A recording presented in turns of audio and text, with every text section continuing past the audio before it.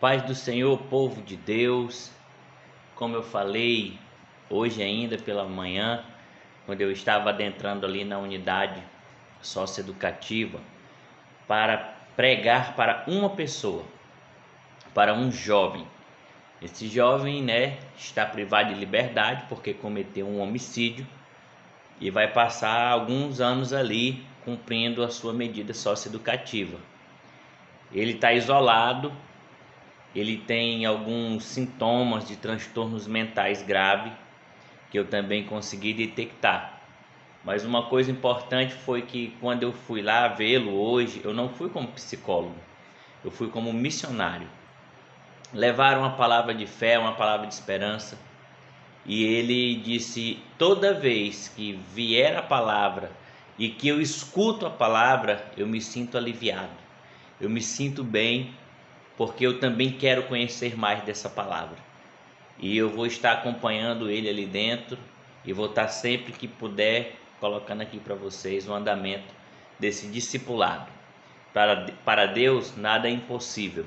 Baseado nesse texto de Hebreus capítulo 13, você pode ler também, diz assim: permaneça o amor fraternal. Não vos esqueçais da hospitalidade, porque por ela alguns, não o sabendo, hospedaram anjos.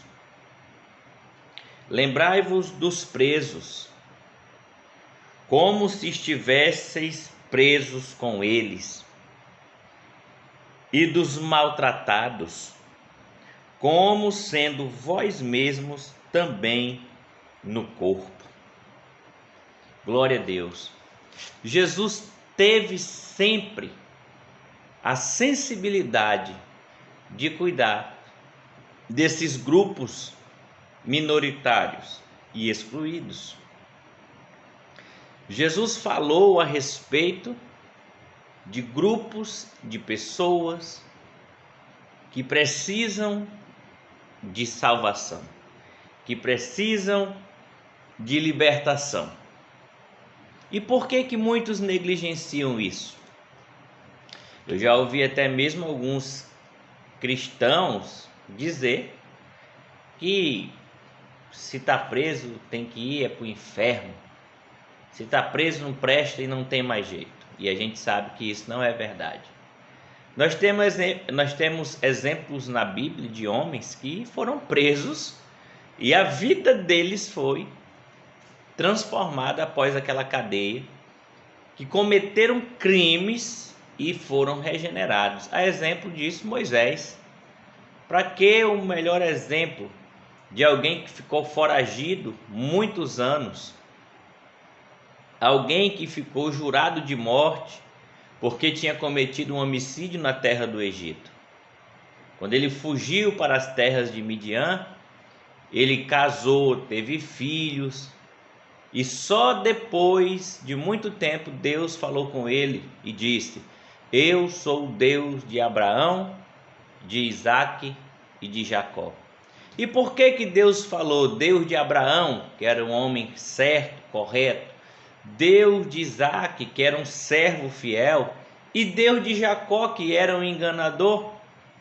Ele fez isso de propósito, porque se Deus se reportasse a Moisés só como o Deus de Abraão e de Isaque, Moisés não ia entender que ainda tinha chance para ele. Moisés não ia entender que Deus é Deus de pessoas que cometeram erros, crimes, que mentiram, mas que se arrependeram. A exemplo disso, Jacó era um trapaceiro, seu tio era um trapaceiro, sua mãe era uma trapaceira. Era uma família de trapaceiros. Mas Deus escolheu Jacó. E quando ele se converteu, Deus mudou o nome dele para Israel. Mas não apagou o tempo de Jacó e deixou escrito na Bíblia para que as pessoas aprendam que todos podem ter uma nova oportunidade, se quiserem. Então, quando ele diz: sou Deus de Abraão, de Isaque, de Jacó, Moisés disse: de Jacó? O Senhor é Deus de um homem que enganava, o Senhor é Deus de um homem que mentiu pro seu pai, que roubou, que trapaceou. Sim, sou Deus sim desses que erraram. Porque eles erraram, mas não permaneceram no erro. Então leve a mensagem de esperança para os presos, para os marginalizados. Leve uma mensagem de esperança para quem está preso de trás das grades, para quem está preso nas drogas, no crime, na prostituição. Aqui, ó, lembrai-vos do amor fraternal, o amor de irmãos. Não deixe de amar as pessoas como irmãos, como irmãs. Lembrai-vos dos presos como se vocês estivessem presos com eles. Imagina Moisés foragido, José preso no Egito, injustamente, mas estava preso.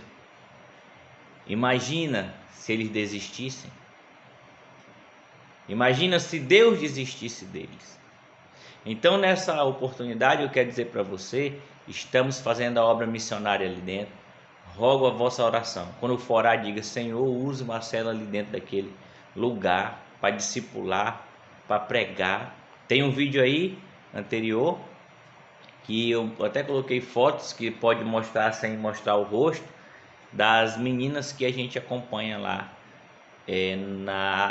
na unidade feminina. Desde fevereiro estamos lá discipulando. Que Deus abençoe. Mas antes de acabar esse vídeo, eu quero fazer uma indicação para você que é amante da palavra de Deus, da Bíblia, que quer crescer na graça e no conhecimento. É um livro, é um dicionário bíblico. Não estou ganhando nada, estou fazendo merchan aqui para ninguém, mas eu estou aqui falando com os meus amigos que estão no canal e aqueles que ainda não se inscreveram, mas que curtem, que compartilham e que assistem. Vou pegar aqui esse dicionário para você ver o dicionário mais completo sobre a Bíblia Sagrada. Um segundo.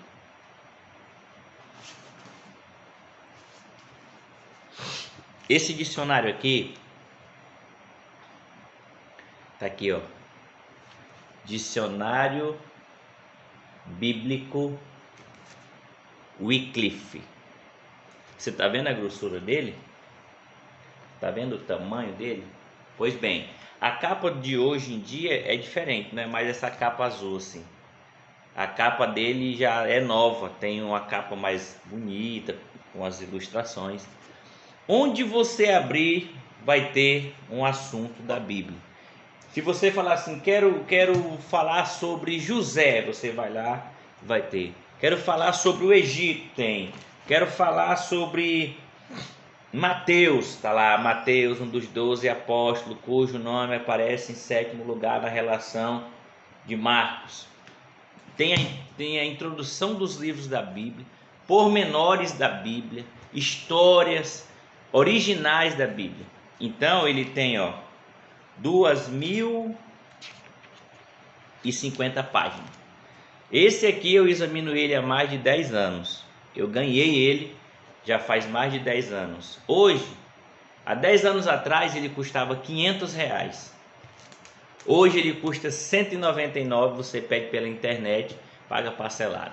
Então invista na graça e no conhecimento. Até o próximo vídeo. Que Deus abençoe.